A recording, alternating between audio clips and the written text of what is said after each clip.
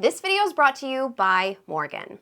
When you think of habits, you're probably thinking of those daily practices that are going to change your life in a positive way. So things like drinking enough water, going for a walk, or journaling the 3 things that you're grateful for every single day. Well, today I am going to share 10 habits that take just 1 minute or less to do that are not only going to change your life, but they are going to save you time. Now, I ran across this quote from Benjamin Franklin, at least it's attributed to him, and he said that for every minute spent in organizing, an hour is earned. And I find that's a very sensational quote, like I get what he's getting at, and I have seen a lot of YouTube videos from other people who have tried to say that if you follow these 20 habits, you're going to save 20 plus hours a week, and I don't know how they're able to calculate that unless they're taking Benjamin Franklin at face value. So I am not going to promise today that my 10 1-minute habits are going to save you 10 extra hours a week. But as Franklin points out, and what I completely agree with, is that when you take some time to focus on building those backbone habits and routines, that's going to reduce the time and effort required for those more front-facing or demanding responsibilities. And if you're new here, welcome. My name is Kalyn, and I'm so glad you chose to click on this video and watch it. If you love to talk about or listen to productivity tips and tools and just hacks to keep your life on track, you're gonna find that all here and more. So I would love to have you subscribe to the channel. Now we're gonna start off with a really easy 1-minute habit for our very first one. And this one is set out your clothes the night before. Now this could be your workout clothes if you have a hard time getting ready in the morning and get going and you really want to do that workout first thing, because I find for me, if I don't do my workout first thing, then I'm not going to do it. But I'm also really foggy and groggy in the morning. So having something picked out for you, whether it's workout clothes, whether it's your outfit for the day, is going to make your decision making in the morning a lot easier when perhaps you aren't at 100%. This is going to save you time because, like I said, you might be moving a little bit more slowly in the morning, so trying to make those decisions on what to wear, that's going to be completely gone. There's also something called decision fatigue that you will grapple with, and it basically says that you have a limited number of decisions that you can make well in a day, and once you reach that point, and it's going to be different for all of us, then it's very hard to continue making those decisions because your brain is just getting more and more fatigued. So if you can take that decision away from your morning self, you're going to start a lot fresher. Plus, it's just, if you're trying to work out like I am, it's one less obstacle between you getting out of bed and actually getting out the door to go for a walk or run or turning on that fitness YouTube video. Habit number 2. This is something that I have introduced pretty recently, I would say in the last 6 months, and that's sending a voice message instead of a text if you need to. I don't do this all the time, but when a text comes in, and it's gonna, you know those texts, like you're thinking, all right, this is gonna be like 5 paragraphs of an answer, and because you're probably an introvert like me, you still don't wanna call the person and maybe get wrapped up into a 40-minute to hour-long phone call. So voice messages are the next best thing. This is going to save you time, obviously, because text messages are going to take longer to type than to talk it out. Then you got to read through it and make sure that you put in the right number of emojis and autocorrect didn't go crazy and you've spelled things right, and you have to make sure your tone is just right. People can understand your tone from when you're talking. It really doesn't take that long to get your message across, and if you do this in Instagram DMs, they actually limit your voice message clips to a minute. So it's going to really teach you to be succinct. And if you're a business owner, this can really humanize you to your customers. I know that whenever I get a voice message that is like personalized to me, I know it's not just like a cut and paste thing that someone has sent. It makes me have, really positive feelings towards that business. So definitely a way to get people to be invested in you because they are literally hearing your voice. Now it's hard to put like a time saved on this, but I would say for me, an average of a longer text, we're not talking about quick texts, we're talking about really long ones. I would probably take 4 to 5 minutes on it, where it might take 1 to 2 minutes to just actually tell the person what the answer is. Moving on to habit number 3, and that's to automate your planning. And generally you're gonna do this with digital tools. Now I know some people have their preferences. They're like, no, I just think better on paper, and that is fine. But one of the reasons why I have shifted more into digital tools is because it saves me a lot of time. So you've got those automated recurring tasks that you don't have to keep putting into your planner. You have reminders and notifications that are gonna help you remember meetings. And then with the addition of AI, at first with AI, I was like, and I don't know if you felt this way too, I thought this is getting a little crazy. I'm not sure what I think about this. And now that I'm learning how to use AI more and more, I'm seeing how much it saves me time. Now, I would say I've been using a digital calendar app probably for over a decade. Even though I was bullet journaling, I was still using a digital calendar. I switched last year from Google Calendar to Morgan Calendar. You've probably heard me talk about it before because I absolutely love this app. It has so many robust features and it integrates seamlessly with my Notion account, which is where I keep my master task list. So one of the things I love about it, and one of the things I've demonstrated quite a bit, is dragging and dropping those tasks right into Morgan so I can time block in that calendar. Now, how they are saving you even more time with the introduction of their AI planner, which I briefly referenced last fall when it first came out, is that you can add frames to your calendar. And the frames are where you can set different parameters for what tasks are kind of like allowed in that frame. So if you have theme days, you can say, all right, Monday and Wednesday, I want just to be these category of tasks. Or if you focus on energy management like I do, and you want to say, okay, in the morning frame, I want to make sure that all of my tasks have that high energy level because that's when I feel like I'm at my best. So you can determine all these different parameters for your frames, and then you can click a button, AI Planner, and it will populate the tasks that match those frames right in the frames. And you are still in complete control. I know that some of the things with AI planners, you can feel like, no, I'm not in control of my schedule. I don't want someone deciding it for me, and I get it because I feel that way too, but what I love about Morgan is you can basically play with your schedule. So it's just giving you a suggestion. It's just saying, hey, we think these might fit here based on the parameters that you set before, but you can change task durations, you can move tasks around, like, no, I actually don't want to do this here, I'm actually going to do it a different day, or let's actually just skip this task altogether and maybe I'll get back to it when I have time. You can play around with all of that and then click the button that you want to schedule, and it will schedule everything out on your week. And because it's digital, you can still change it if something comes up. In fact, one of the more recent features of the AI Planner, because they have been, ever since their beta launch last fall, they have been working on this, making it better and better and better. They introduced a notification if there's like a task in event conflict. So let's say that you have your task scheduled out for the day, upcoming in a couple of days, and suddenly someone needs to meet with you, and so you have to schedule a Zoom meeting. So you put that Zoom meeting in there, and a notification is going to come up and be like, you've got tasks here. So what do you want to do with it? Do you want to reschedule it? Do you want to just unschedule entirely? Do you want to move it to the next day? You get to decide what you want to do with those tasks because it's so smart and is just really taking a lot of that legwork away from you. Another feature that I saw that they added that I was really excited about is that you can right-click on any task and check a box that says whether this is going to be a flexible task or not. And what that says to the AI Planner is that if something is higher priority than this, then let's actually use that first.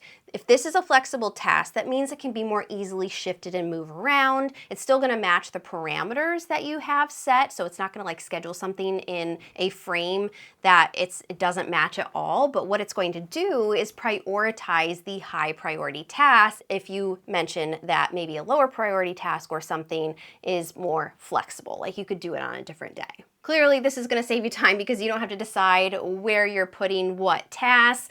They do most of the legwork for you, and then you just basically agree or disagree, make some changes, and schedule it. Honestly, Morgan has been such a game-changing tool for my productivity and just saving me time when I'm planning out my week. So if you want to try it out as well, you can use my code Kalyn15 to get a little bit of a discount. That'll get you 15% off an annual subscription.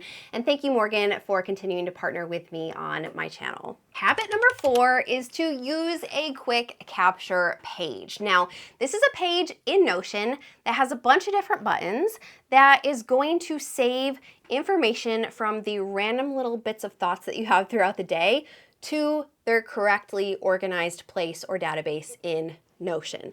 And what this is doing, how this is saving you time, is it's taking away the decision. Again, we're talking about decision fatigue. Is taking away the decision on where to put the information that you have in your head. It keeps you from grabbing the nearest sticky note. It keeps you from grabbing the notes app on your phone or a notebook or wherever you're putting these random bits, emailing it to yourself, texting it to yourself. You know the drill. This is just one place where you can go and file that information because you just have to click the correct button that it is associated with. Now, this will take more than 1 minute to set up. It will take a little bit of time, and I have walked you through a build of doing the quick capture page. I don't know how many videos ago, but I will leave a link to that in the description so you can go watch that next after this one. But once you get it all set up, once you decide the information that you want to save, the databases that you want to set up, and the buttons that are connected to it, it's going to take you just a few seconds to navigate to that page. In fact, I have a widget of my quick capture page on my phone, so it's just one click, it goes directly to that page, so that whenever I have an idea, like a gift idea for someone or a wish list item for myself or a task or a DIY project, like anything that I want to save, any piece of information, I have a spot for it. I know that I go to this quick capture page and it's all funneling into that one place. Moving right along to habit number 5 is to declutter your desk area. And I know that I am not the only one who can't concentrate when there is clutter. In fact, there are people, and I'm almost at this level, where if the house is messy or the dishes aren't done, I cannot sit down at my desk, even if it is clean, to be able to concentrate. But we're just gonna talk about the desk right now because it literally takes just like 1 minute to clear your desk. There was a writer that I used to follow, I think maybe he's still writing, Jeff Goins, like way back in the beginning of the blogging days, and something he said really stuck with me. He said, clutter is the enemy of creativity, and I truly feel it because as a writer, as a YouTuber, I am trying to put words together and I can't when I'm just staring at a mess of papers on my desk. So declutter your desk, and it doesn't mean like if you're starting from like a really cluttered desk, this does not mean that you're taking 5 hours to sort through everything and organize it. Organizing is going to be a whole other task on your list, but for right now, put those papers in a file folder, put the stuff in a box, put it where you can't see it just so you can concentrate and get your work done for the day. How this saves you time is you can go right into the work that you need to do rather than trying to work and out of the corner of your eyeball, you're seeing all that clutter over here and it just keeps distracting you away from the task at hand. So 1 minute habit, declutter your desk, and it's gonna help you work a lot more efficiently. Number 6 is a 2-second habit. Maybe I should change the title of this YouTube video to 2-second habit instead of 1 minute habit, but it's a very obvious one, and it is turn on your phone to do not disturb. Like, this is so easy, and I know you've heard it before, and I know people say this to avoid distractions, but it really works. Like, it is amazing how much more I'm able to focus when I know that my phone's not gonna go off. What this is going to do is it's going to stop the calls and texts and the constant notifications when you are actually supposed to be focusing on what you're supposed to be focusing on. As for how this saves time, let me count the ways. First off, you're not gonna have those constant interruptions like derailing your workflow. The other thing too is it's not just the interruptions, it's basically deciding, like your brain is being pulled away from what you're working on and deciding, should I check this now? Okay, if I check it now, should I respond to it now or respond to it later? How long of a response is this gonna require me? And then it's like all over. But basically with Do Not Disturb on, you are deciding when to check the messages. You are being intentional about the communication rather than having that constant task switching of like, I'm working on this, but oh, a notification came in. No, I gotta get back to work. No, oh. Like, just turn it on. It's gonna save you so much angst. Now, habit number 7 is unsubscribe from unwanted emails. I am totally guilty of just deleting emails that I don't want and not taking the time, the 2 extra seconds to go into that email and actually click the unsubscribe button. If there is an unsubscribe button, like sometimes there's not, and I'm pretty sure that's goes against any email marketing terms of service. But besides the point, it does not take that long to go unsubscribe for something and make sure that it doesn't end up in your inbox later on. Remember, what we're doing, what Benjamin Franklin said, is that we're working on these backbone habits that are gonna make the more front-facing responsibilities a lot easier for us. Now, I do have a tool that I have been playing with. I actually upgraded to the premium version because my husband, Joseph, wanted to use it as well because he has an insane email inbox that just makes me break out in hives every time I see how many messages are in there. But basically, it is called Trimbox, the Gmail extension, and when you decide that you want to unsubscribe from something, it will unsubscribe for you. You don't even actually have to go into the email to do it. And it asks you if you want to bulk delete all the emails that you have based on this one email address. So that is like so cool. So you could just click, yes, I want to unsubscribe from this. Yes, delete those 233 emails that I'm never going to get to, and also saves you a lot of time combing through emails to delete all of them. So I think that is a super helpful tool. How this saves time, basically you're not clicking into emails that you don't want. It's simple as that. Email is already huge, time suck, and it's going to be a lot easier to see what you actually have to deal with and the emails that you have to respond to when you don't have all that digital clutter in there with you. So I did actually a whole video on email management and the system, the like labeling system that I set up. So I would encourage you to go watch that, link in the description, and that will help. It's already helped a lot of people to set up an email system that actually like makes sense for your brain, and it's very easy to do.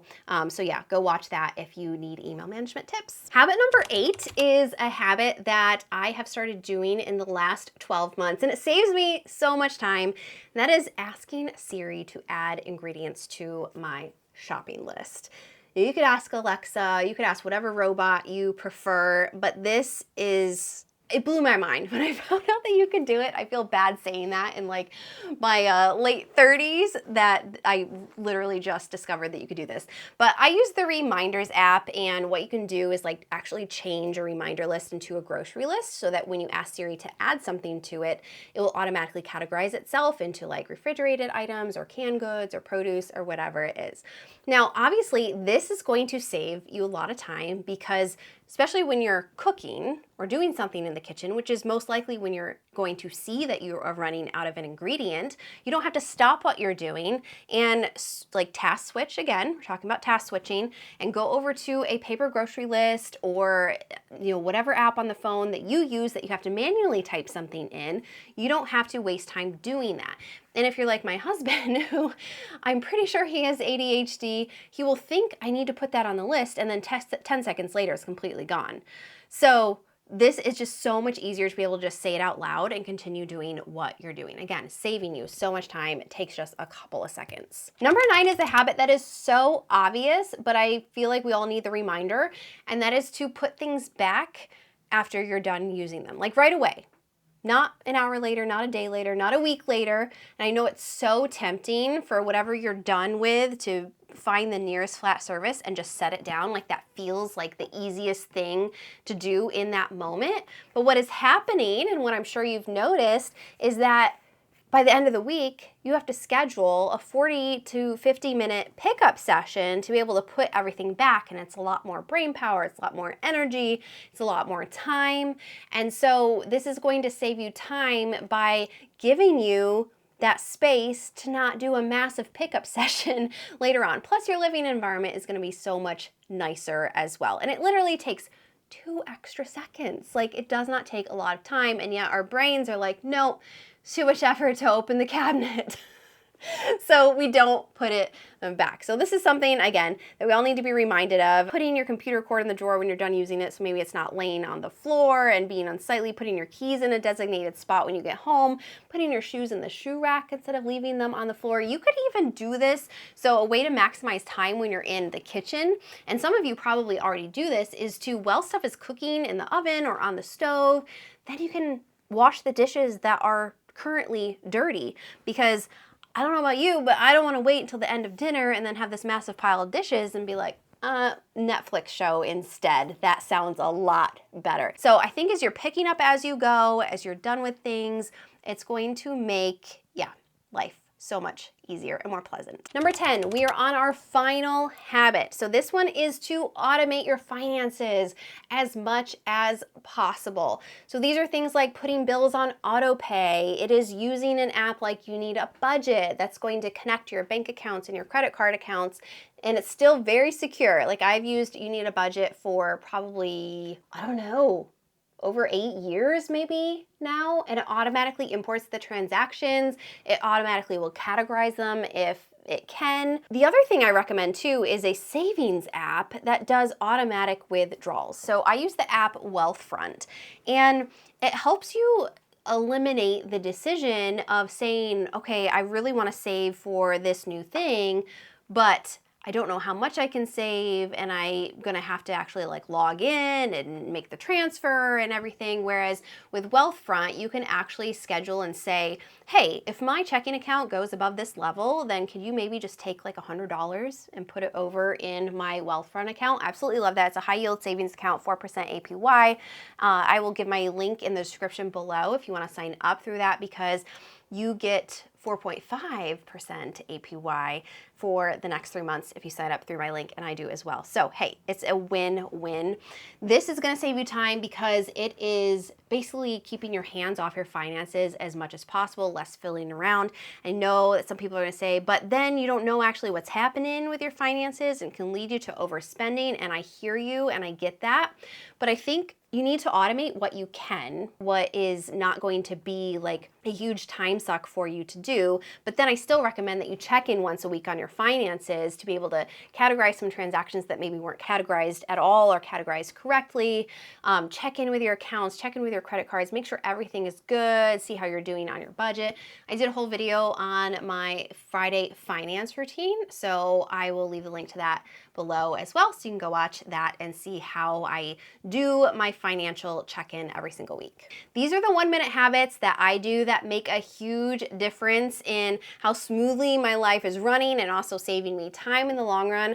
I would love for you to leave a comment for maybe some 1-minute habits or maybe a couple second habits that you do as well that I didn't mention here. That would be really fun and actually helpful for people to know, because I think if we can start exchanging these ideas, these little life hacks and things, honestly, that's like my favorite place to hang out, is with you in the comments, because you guys are so brilliant and I love hearing your ideas. Your time is extremely valuable and limited, so if you feel like you're wasting a lot of time, you're not sure where that time's going or what's happening, watch this video next. We're gonna talk about some 7 sneaky culprits that could just be sucking your time away from you and preventing you from focusing on what really matters. So I'm gonna see you over there in just a little bit.